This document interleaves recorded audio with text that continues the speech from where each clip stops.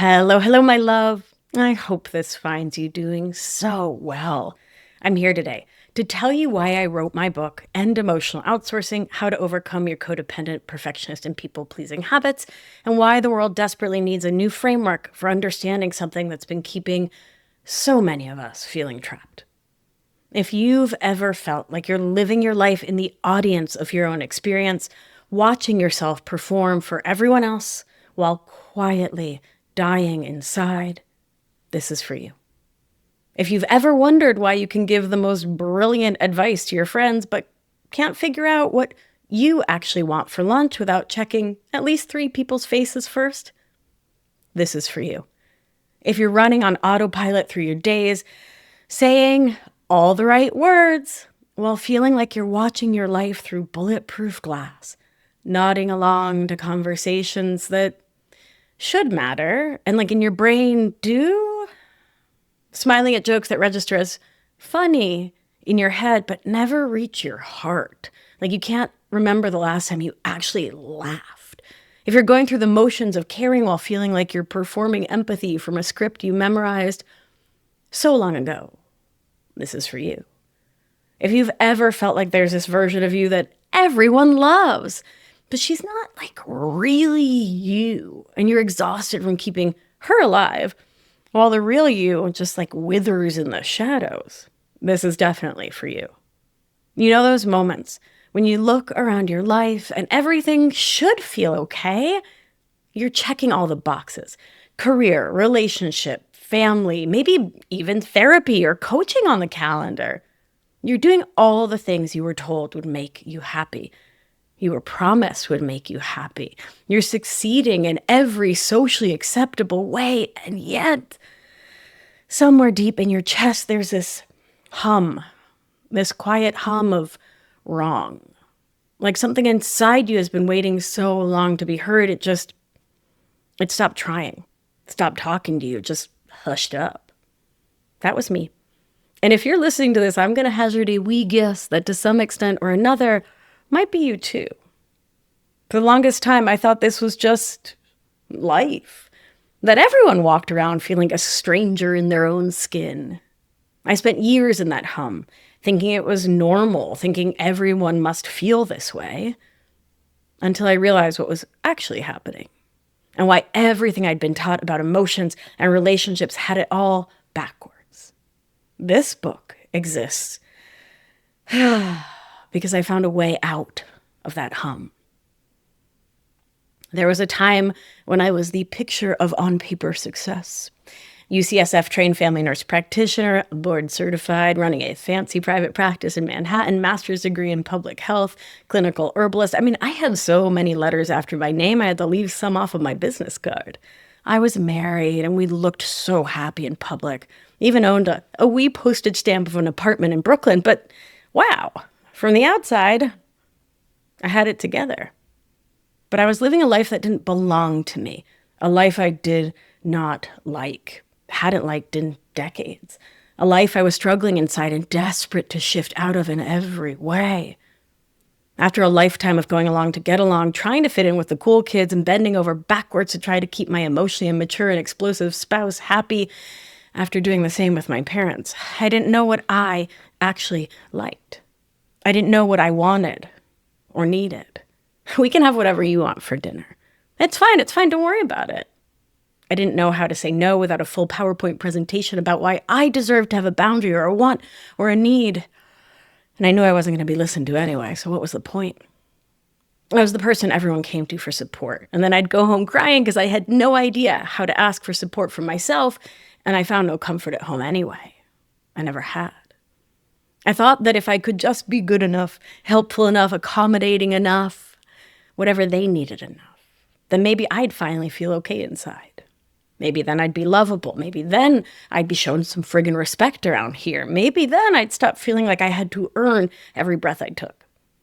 Though I didn't have those actual thoughts. Like I never thought, if I do these 473 things around the house, then maybe my spouse will respect me or see how hard I work and will want to support me and show me care. Come on now. Or if I just answer every patient email within 27 seconds, then everyone will know that I am a good and competent provider, which means that I am a respectable and smart and good enough human, right? Right. Those kinds of subconscious whispers created my entire experience of life. And here's what actually happened instead. Well, I wasn't thinking those things out loud. I found myself staying late at work when no one asked me to, saying yes to plans when I was bone tired, apologizing before I even opened my mouth to speak, swallowing my wants and needs instead of asking my partner for help that wasn't going to come, and lying awake at night, replaying every conversation to see if I'd said something wrong. Sound familiar? In my years seeing patients, I kept seeing the same thing over and over. Smart, accomplished women coming in with gut issues, autoimmune concerns, migraines, endless fatigue, thyroid chaos, anxiety that won't quit. They were burnt out and breaking down. But what got me wasn't just their symptoms. It was how they talked about themselves and to themselves, about their lives and their place in it. My patients took responsibility for everything. They apologized for being difficult when they were just advocating for basic needs. They said, "Oh, I feel bad taking up your time," more than they said, "I'm in pain." And by the way, they were literally paying me for my time, but were apologizing for taking it up. They were caretakers, overfunctioners, always tuned in to everyone else, never to themselves. Suffering from being nice over being them, from being good girls and martyrs, prioritizing others over themselves at a great and never-ending cost to self. And nobody had told them that this way of being could very well be part of why their body was screaming. What I was seeing was women who'd lost touch with their own internal compass, who were in no way their own North Star. Their nervous systems were constantly scanning other people's faces for safety cues instead of turning inward to their own knowing. The more I spent time with them, the clearer the patterns became. What they were experiencing wasn't just biology. It was biology, but shaped by years of abandoning themselves. A physical, somatic experience of nervous system dysregulation at the deepest of levels. An experience of emotional outsourcing. The tools we were giving them, they weren't enough. So I did what nerds do. I started looking for resources, for frameworks, for something that could help them and help me understand what was actually happening in our minds and bodies. I dove into books and research and trainings, trying to find the words to describe this thing I was seeing everywhere. And you know what I found? Well, I found that the existing language for this experience is just, ugh. Let's go through it. Codependent. I very dislike this word so much. It is clinical and cold and carries all this shame. When you're codependent, you're sick. You're the problem that needs fixing. It's all about you, the individual who's a disaster and defective. But what does it actually tell you? That you care too much? You love wrong? It's just another way to pathologize the survival strategies that probably definitely saved your life when you were younger. It doesn't explain anything. It just makes so many of us feel broken because of when and where it came from. And here's what really gets me. It's dangerously apolitical. It makes us seem like an individual problem instead of recognizing how systems of oppression literally create these patterns in folks who grow up in families with this blueprint. And people pleasing? Ugh. This one makes me want to scream because it's so dismissive and cutesy. Like, I don't know, we're just choosing to be extra nice and could stop anytime if we really wanted to. Ugh, it just like completely misses the terror underneath. That bone deep fear that if you displease someone, if you're not what they need you to be, you'll be abandoned. It reduces this complex nervous system response, this thing that lives in your body and guides everything you do to like some kind of charming personality quirk. And again, zero mention of how patriarchy, racism, capitalism, colonialism literally profit over our compliance. Then there's perfectionist, which has also become completely meaningless. We throw it around like it's this cute little flop. Oh, I'm such a perfectionist. But nobody talks about what's underneath that need to get everything right. Why we're so terrified of being messy, of being human, of taking up space, or being seen as too much. These words are just hot air we use to judge ourselves with.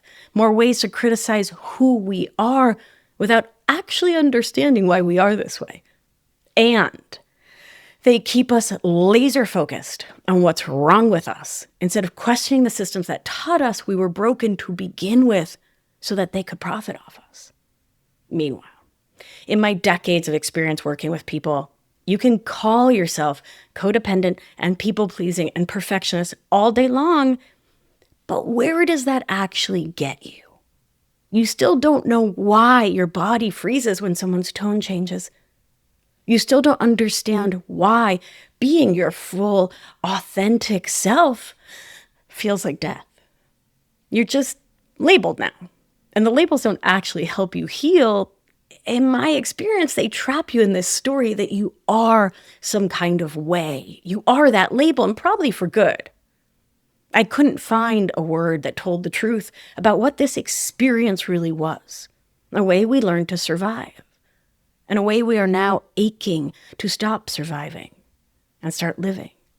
So I made one up, emotional outsourcing, because that's what it felt like. Like I had handed my sense of self over to other people, places, things, asking them to tell me if I was okay. And in doing so, I had completely lost touch with me. Here's what's happening in your body when you're doing this. Your nervous system, the network in your body that controls your experience of safety and danger, controls fight, flight, freeze, fawn responses. It's constantly scanning your environment for approval, safety, and belonging. Not internally, not in your knowing, but in other people's faces, tones, and reactions. If your survival once depended on being tuned into others because a parent or caregiver was angry, labile, withdrawn, or just like inconsistent, then your nervous system learned that the safest place to focus is not here in your own heart, but outside of you. Now, here's what makes this so tricky to change. This learning. These childhood survival skills, they don't live in your thinking brain. They live in what's called procedural memory, the same part of your brain that remembers how to ride a bike, tie your shoes, drive a car. You don't have to think about those things. Your body just knows how to do them. They're rote, and so it does them automatically, unintentionally, as your default. You just do it. Because of procedural memory, that's why you can be the smartest person in the room. You can understand exactly what's happening and why. You can understand all of your patterns, have all the insights in therapy or coaching, and you can still find yourself apologizing for existing or freezing up when someone seems upset with you. That's because the pattern is written into your nervous system at a level way deeper than conscious thought. So even as an adult, when nobody's actually mad at you, your body still reacts like your life depends on reading the room correctly. My beauty. That's emotional outsourcing as a nervous system experience. Hypervigilance, constantly being on alert, as a love language, as it were. Self-abandonment as safety. And this is why traditional talk-only therapy or coaching, as helpful as it can be for changing your stories and your self-talk and your mindset, often isn't enough on its own. You need what we call somatic work. That's body-based healing that works directly with your nervous system to literally rewire these automatic responses. And my beauty, you deserve both. The thought work to change how you talk to and about yourself and to understand your patterns. And the body work to shift what's coded into your system below the level of conscious thought. Because the cost of living this way is steep. Your digestion slows down or revs up. Your sleep gets fractured. Your immune system goes haywire. You wake up one day in a body that feels like it's falling apart. Not because you're broken per se, but because you've been surviving in a way that disconnects you from you and impacts your physiology at its core. That's exactly where I found myself, where so many of my clients and patients found themselves, burnt out, breaking down, living in a body that felt like it was betraying me. So I did what any good overachieving nerd does when they're drowning. I threw myself into finding a solution. Therapy, coaching, books, retreats, trainings. Some of it helped. Some made things worse. But here's what I kept running into. The tools told me I just needed better boundaries, but didn't explain why having them felt like death. I was told I just had to love myself, but not how to do that when authenticity felt dangerous. What to do when my partner was cruel and all my careful requests and really careful strategic language and coping mechanisms had failed. I felt like I was failing at healing, and I started to see why. So many of the approaches were individualistic. No mention of the social forces at play. No understanding that your identity, your race, your culture, your gender, your religion, your everything impacts how safe you feel saying no, having needs, taking up space. No framework that said you're not broken, you're not defective, you're responding exactly as you were taught to. And there is a way forward that doesn't shame your nervous system for doing its job. That's the book I needed. That's a book I couldn't find, so that's the book I wrote. Renaming my experience Emotional Outsourcing was an act of reclamation, rescuing our child selves from the labels that kept us small, stuck, stagnant, and doing everything but celebrating ourselves for getting through. It's my way of saying, my beauty, this habit that makes us so miserable now. I get it, but at its core, it's friggin' brilliant. It's amazing. It's not a personality flaw, it's a survival strategy. And celebrating it as a survival skill creates the capacity to change it. I am allowed to change it, and I am changing it while honoring younger me and younger you. My beauty, it was renaming it that helped me stop blaming myself and start getting curious. Where did I learn to abandon myself? When did I start believing other people's needs mattered more than mine, that their thoughts, their feelings, their everything were more important? How was this showing up in my body, my relationships, my work, my career, everything? And how could I start making different choices, tiny ones at first, that help me come back home to myself? Not just in my head, but in my body, with my whole being. This book is a result of that work. It is a love letter to everyone who's been living as the icing on someone else's cake. Chapter 5 is all about this. You know what I mean by that? You've become the sweet, pleasing, decorative layer that makes everything look perfect on the outside.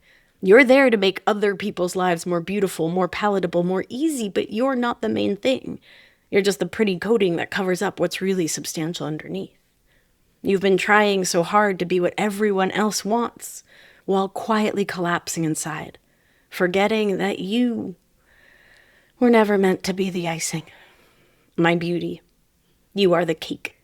You are the substantial, rich, complex whole thing. You are what nourishes. You are what sustains. You are what people actually need, not just what looks good on the surface. And this book, it's your invitation to not just remember that truth, but to step into it.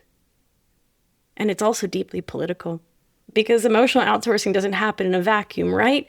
We've been talking about how it's shaped by systems, patriarchy, racism, capitalism that benefit from your self-abandonment. Systems that profit when you're compliant, complacent, disconnected from your needs, too exhausted to say no, and convinced there's something wrong with you.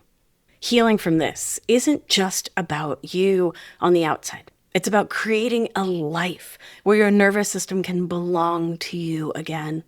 It's about living from the inside out. It's about truth, voice, agency, legacy, wholeness.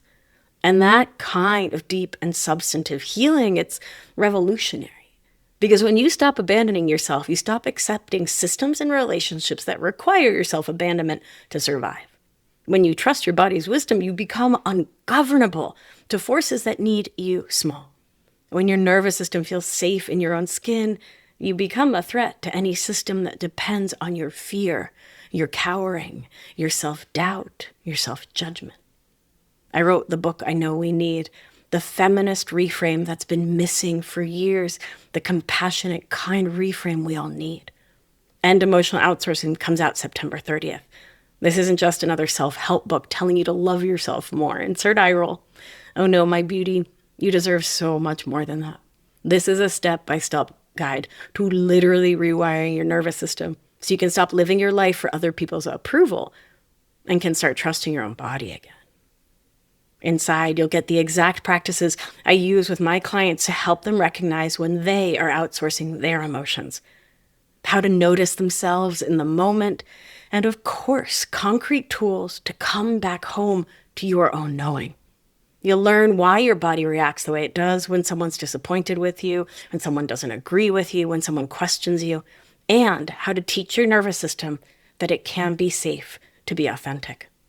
I walk you through how to have conversations you've been avoiding, how to set boundaries without the old guilt spiral, how to stop apologizing for existing, and how to trust your gut when it tells you that something's off, even when everyone else says that you are being too sensitive. My beauty, my darling, this is the manual for living I wish I'd had 20, 30 years ago. The one that doesn't just tell you what's wrong, but shows you exactly how to change it, step by step, in your body and your life.